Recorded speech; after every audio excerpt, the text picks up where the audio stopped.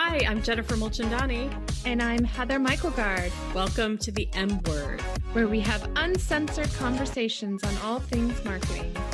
Due to COVID, we are not recording in the studio and apologize for any poor audio or technical glitches. As soon as it is safe, we will have our guests with us in the studio. Until then, stay healthy and wear a mask.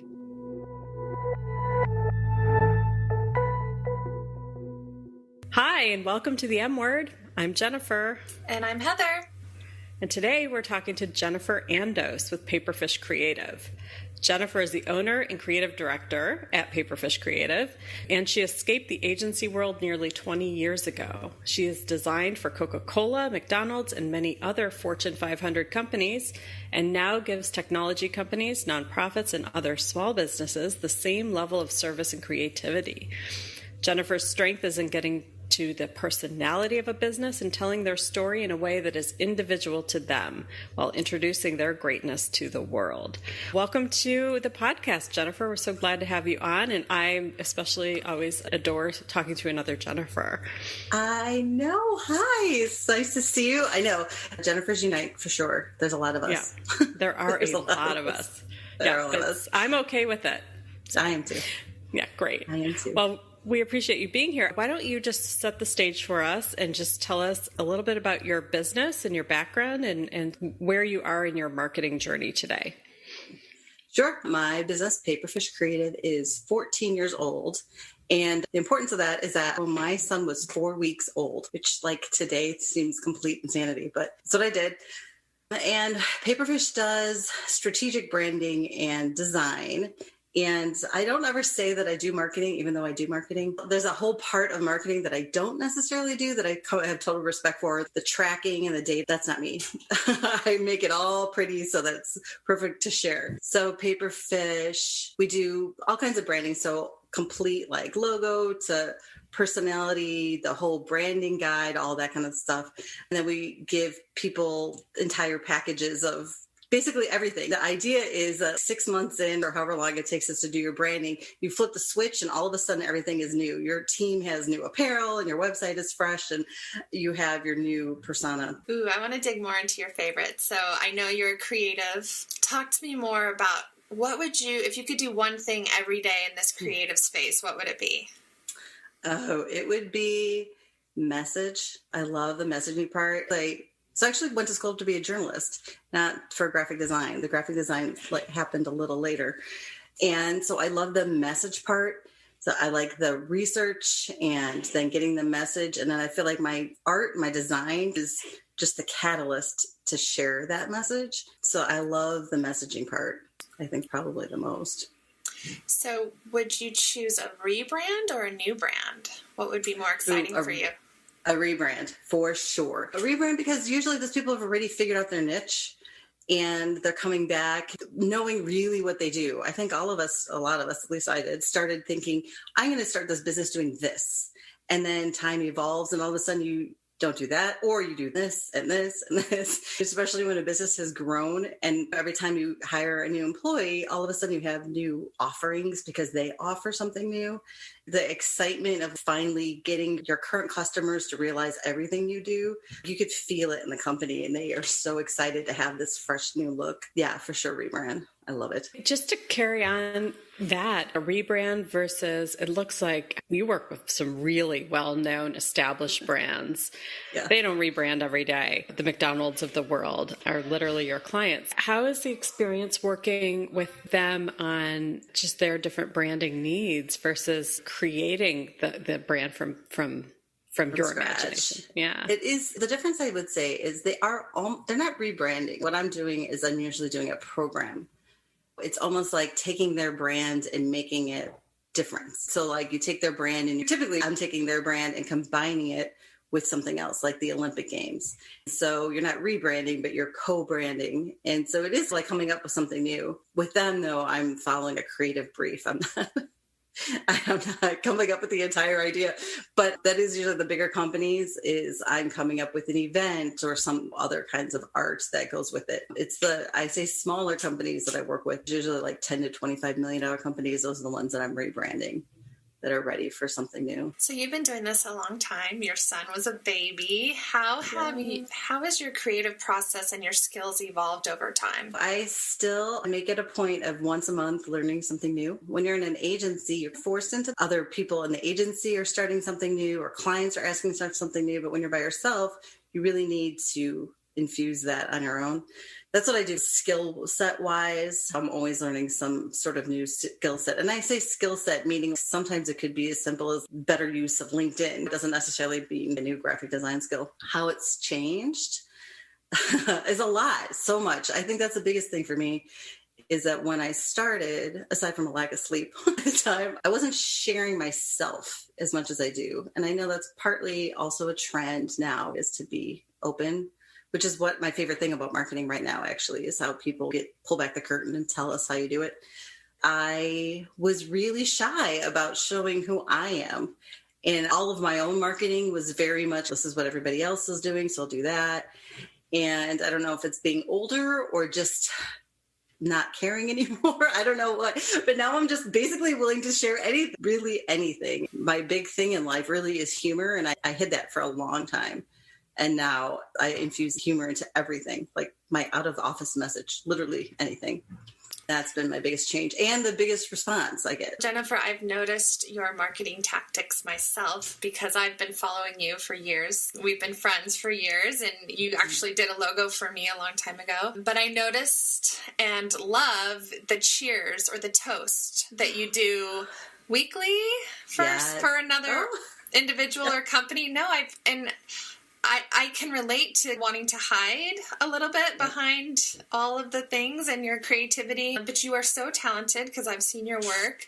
So tell me your inspiration behind the toast that you've been doing. The toasts are actually a result of COVID, which I hate putting anything to COVID, but I have to for this. So last year when our governor kind of put everybody, and I don't want to say lockdown is a wrong word, but we all were supposed to stay home. Every single thing you saw, literally from every brand, every human was negative. And in these hardened times and all the things that people were saying, I just couldn't take it. I just didn't want to be like part of that message. I had decided naively that I would do it every single day until it was over. And at the time, the governor said June 10th was like, okay, June 10th, we're all off. So I was like, okay, I can do it from April 10th to June 10th. And that's how I started. I did it every single night. And then June 11th came around and I realized that we're like, this isn't over. And so now I do about 3 times a week. And I just think everything. I thank this brewery that I got to tour because I'm having an event there. But other times I'll thank like my neighbor. I mean, anything, everything. But so it has been great. It's like a gratitude practice for me. It's a great way for me to no cost plug people who I care about. But it's just so great. And originally too, I was like really cultivating the photos and had a drink in my hand every day. And now it's just pure, simple, like me. Yeah, it's been really fun. And now I'm going to keep that up, I think, forever. I just love it. And it just goes to show too of one of the pain points for any marketer or brand is that consistency. You're like, oh yeah, 30 days, no problem. And then it's 60 and 90. And so I'm proud of you. Good job. And I think it's okay that you scaled back. Yeah. I just had to. Cheers. Yeah, exactly. Yeah, but it's been good. It's been really good. That's great. I'm curious, one of the things you said just about your own shift in how you do your marketing and you show up in your own business.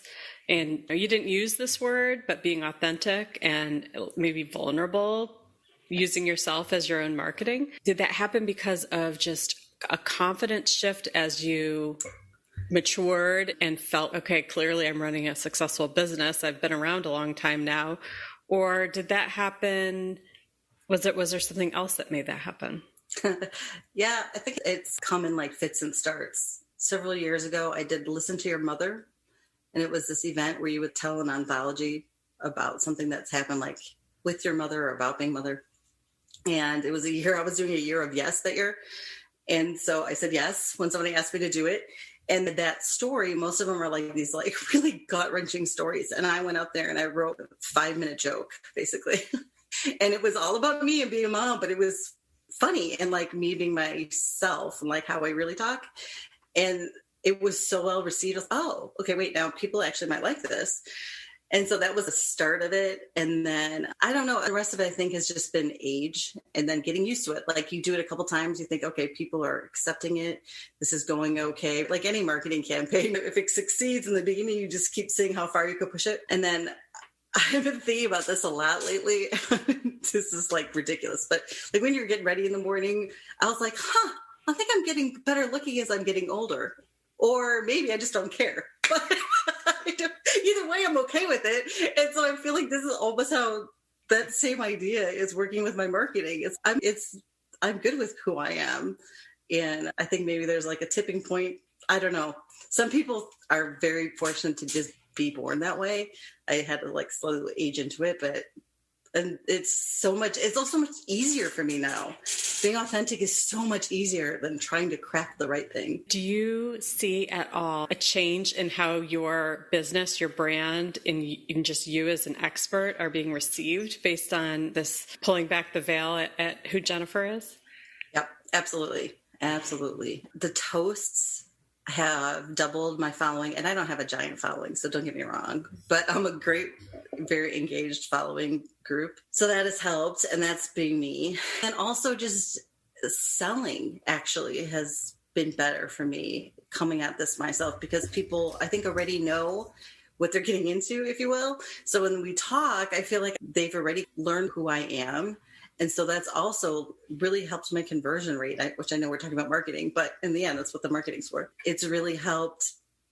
It really has helped. Being myself and being authentic has changed a lot. That's awesome, because I think we're often asking our clients to put themselves out there, whether it's an individual or just even their brand. You've got to get out there and try things if you want to grow. And so I think it's always good when we practice some of that ourselves too. In the spirit of authenticity and recognizing that to err is human, you shared a story with us. I think we all can relate to, as marketers, putting a ton of time, energy, and passion into a goal for a client, whether it be a pro bono client, a paid client, or doing it for your best friend. It's like we put this in. So you shared a story with us that sounded like it was personally painful because it was an issue close to your heart. You don't have to tell us the name of the org, but if you could share with us a little bit about what was that big fail, if you will. Yeah. So it's an organization I'm a part of.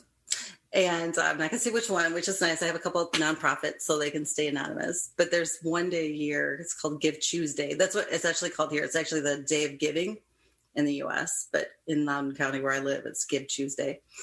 And it's a big day where all nonprofits are seeking funds. And everybody signs up. And it's a huge deal. And there's a big ramp up. This last year, I had this idea. I was given as my part in this plan to come up with a whole marketing campaign, and there's several people on the board, and we videotaped all the members, and I was thinking, yes, video, everybody says you should do video does well for me, why should it work? So we videotaped all of the people. I gave every single person individual graphics that they could post on their social media to talk about the fact that they're on the board. And every single day leading up, I was posting and sharing, and no one on the board shared their video. No one on the board shared the personal graphic. I got like 0 views on the videos. It was awful, just awful. And it was all that ramp up. And I think we raised maybe $2,500 last year. And this year I did one post a week out, one post in the morning, and then throughout the day, I always say thank yous to all the donors. And we more than doubled the money we got. I realized that they just didn't have the buy-in. Like, even though they're part of it, you really need in any of these marketing things, like your brand, your biggest brand ambassadors or your employees or your board members. And if they don't have the buy-in and they're not helping you, it's a struggle. And that's so true. And I wonder, and I'd be curious, so you've identified the buy-in is a big one. It sounds like you are super enthusiastic. You created a multi-layered campaign with graphics and video and a posting schedule. And for non-marketers, does receiving that feel like this is going to be so hard, I can't do it? Like, it's too much and I don't understand it. Yeah. I would think so. And I think that's true. And I do this even with product launches, like this happens all the time, brand launches when you rebrand. is the company buying is a big deal. And so since then, I've gotten more detailed on exactly, literally go to Facebook, post this, say exactly this, like an actual step-by-step, because it only maybe 20% of the people you send it to will do it, but at least you have that 20%. It's better than nothing. I have also learned the hard way. Don't assume that people know what to do and that you have to constantly remind them and almost be up in their face. Did you do it? Did you do it? I liked your strategy. I thought it was a good strategy. Yeah. Jennifer, I want to ask you, you've done a lot of things over the last couple of years that have been outside of your comfort zone previously, and whether it's age, maturity, we just don't care anymore. I commend you on all of those. Is there any tactic that you haven't yet tried but want to and just haven't had the courage or haven't had the opportunity to try? Yeah, I don't even know. So I haven't done any short videos, like produced videos. I've done other like interviews like this. I'm actually doing another whole different thing called I Must Ask You a Question, and I'm interviewing people wearing fake mustaches. It's on my YouTube channel. So it's like super cute and silly, but I've never done like the TikTok kind of thing or the reels. I haven't done any of those. And I've always been, in fact, this woman, Carlin Akron, I'm not sure if you Carlin, and she does these cute how-to videos all the time. And I can never in my brain think of what I would teach in those videos. And I really think I would get success from it, but I haven't nailed down even what I would try to attempt to teach someone. So that's probably the biggest one. We're in the same boat. We just started doing reels and we've seen a huge increase in engagement. And so now we're trying to send that to our clients too. You know, how we can do this for you also. I found the easiest way to do it is just think of one topic or pain point and then 3 ways to accomplish that and just say it. And then the actual reel and putting it together, that's what makes it fun and sing-songy. But it just, me personally, I was overthinking it and it's really super easy. And I agree, Carlin does a fantastic job at those. So maybe you and I can do those together. I did my first one yesterday and it was really easy. So good. Oh, that's good. Yeah. So Jennifer, and you mentioned Carlin, who we also know and admire her work. Are there other people you look up to in the business or resources that you follow to stay current on in terms of your areas of expertise? I do. I think any person in marketing, I'm obsessed with Seth Godin. I think it's it's like it literally his voice. When I listen to him, the way he talks is amazing, but he's just, every time I listen, there's something that really hits home. There's a closed Facebook group called The Daily Carnage, and it's my absolute favorite thing I read every single day. It's all marketing people, and it's amazing. And it is literally carnage, so you have to be prepared to go on there and see people ripping other people's marketing.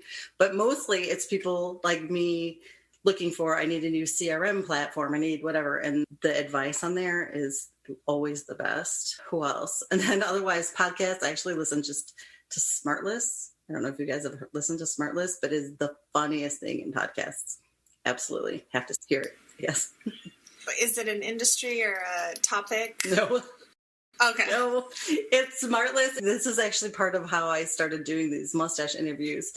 It's Jason Bateman and I don't know, 2 other actors. And they interview people that are smarter than they are. And that's the whole point of it. And it's great. And so I loved that format of just talking and letting them lead what they would talk about.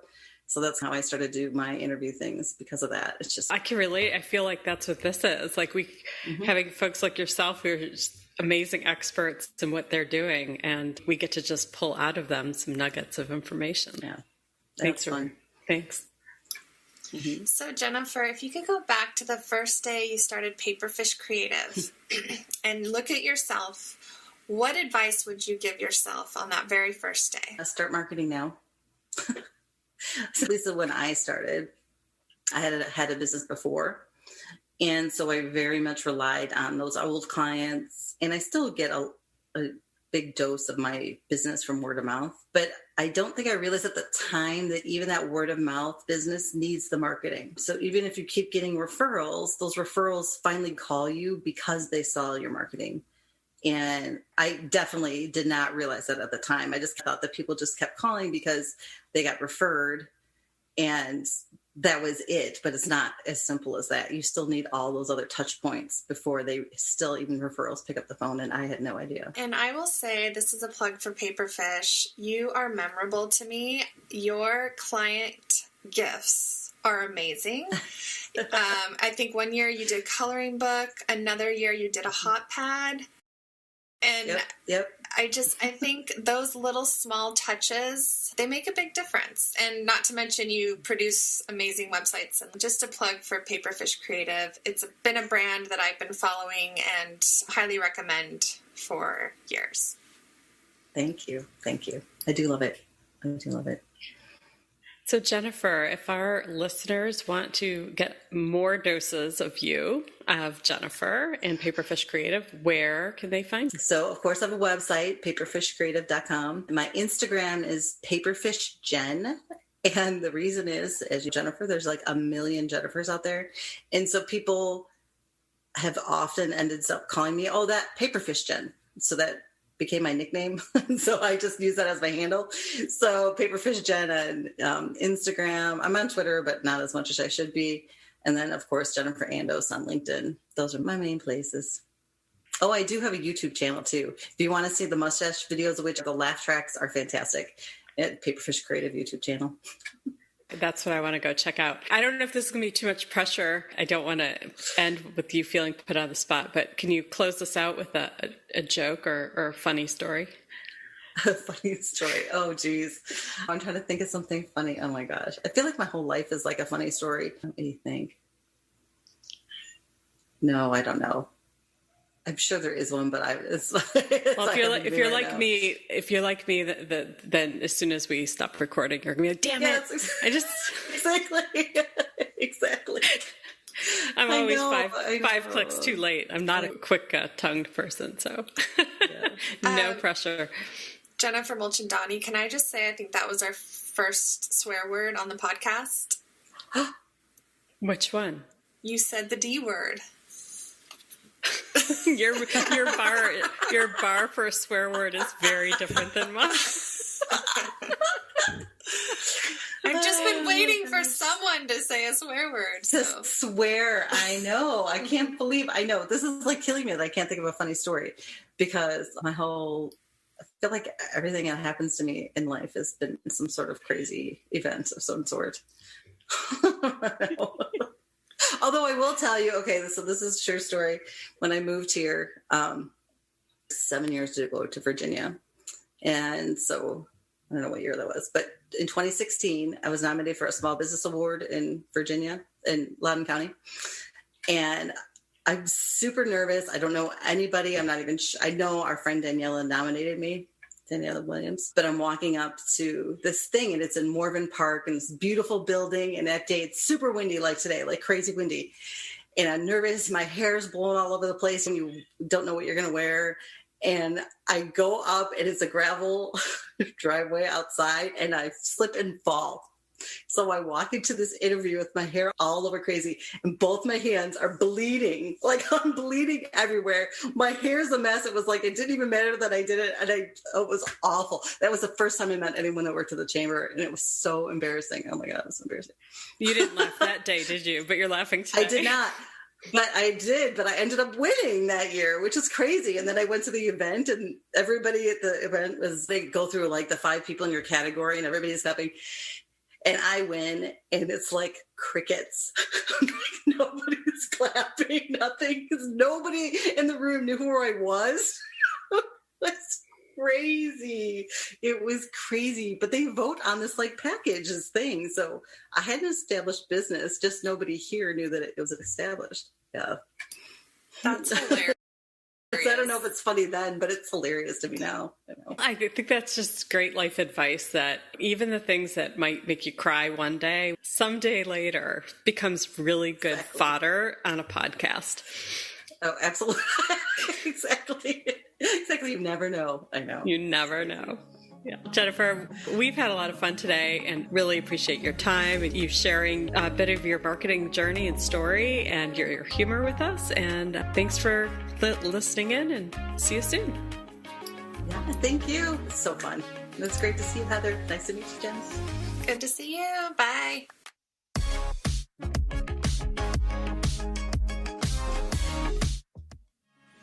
Thanks for listening. We hope you'll come back. Subscribe to the M Word wherever you listen to podcasts. And for more uncensored conversations, visit the M Word page at arlingtonstrategy.com.